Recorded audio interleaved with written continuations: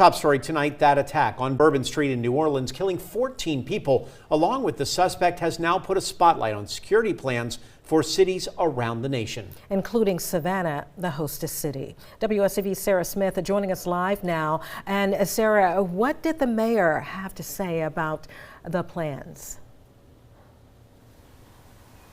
Well, Andrew and Tina, Mayor Van Johnson told me today that the city, along with other agencies, spoke with the FBI following the attack in New Orleans so that they could learn from their officers who were on the ground there. But he says their plans for the most part aren't changing. One thing the city is considering, though, and they've been talking about it for quite some time, even before this attack, is revamping what some would call Savannah's own Bourbon Street. There are takeaways from each different incident.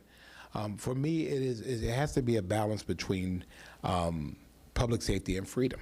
Discussions on public safety in the city of Savannah have already been happening even before the deadly attack in New Orleans. Certainly, this is not the time to panic. This is the time to be able to evaluate your plans and be able to fortify them if necessary. And that's what Mayor Van Johnson says the city will do. The city having detailed threat assessments, which have been in place for years. One discussion that's ongoing, though, revamping River Street, Savannah's tourism attraction. Johnson says the city has considered a redesign and maybe even closing the road altogether to traffic. However, this discussion isn't a direct result of the Bourbon Street attack, but something that's been ongoing. We just have to find a balance to make sure that we're allowing businesses to be serviced in the way they need to be serviced, but also allowing people to enjoy that space.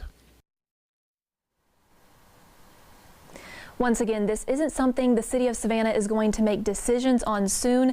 It's just something that they've been discussing. I'm also told Savannah Police always works closely with the GBI, FBI, and other agencies ahead of large celebrations downtown. But of course, they aren't sharing their safety plans, of course, for security reasons.